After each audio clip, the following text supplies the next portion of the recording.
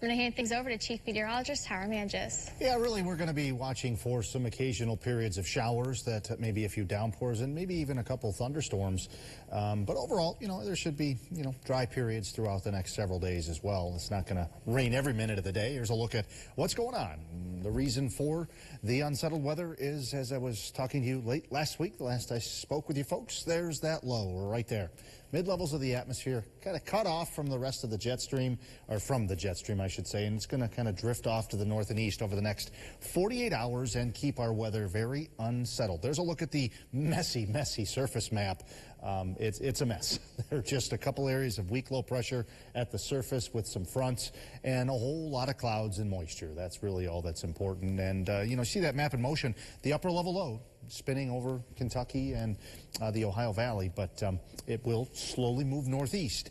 There's a look at the local radar. Yeah, some lighter rain moving in through the I-81 corridor right now, east into the Catskills, as well as down into the Poconos. And you look back into western New York, western Finger Lakes is where most of the convective activity has been in terms of thunder. There's a look at temperatures, 50s and 60s, so nothing terribly cold, nothing terribly warm here today. Your headlines, yeah, rain around in spots here this evening. It'll be generally light. There could be a few pockets of maybe some steadier rain, but tomorrow, a first alert. I issued that for tomorrow, I should say.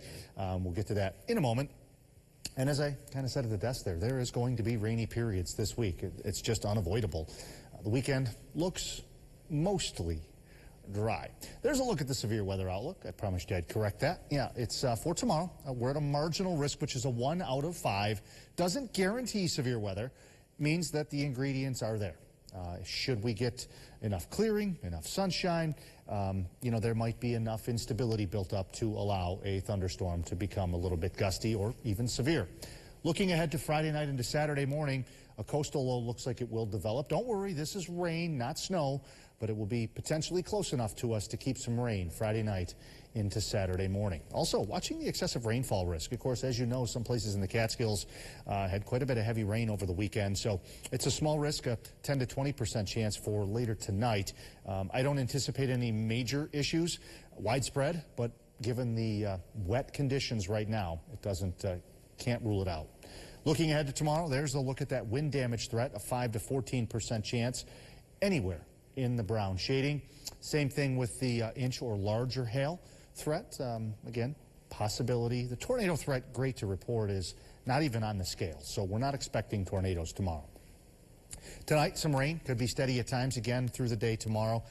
Long dry stretches, but tomorrow afternoon, midday on, we get to the point where, the air starts rising. We get some sunshine, some instability. Showers start to develop, some thunder as well, mid to late afternoon, maybe a gusty thunderstorm into the early evening.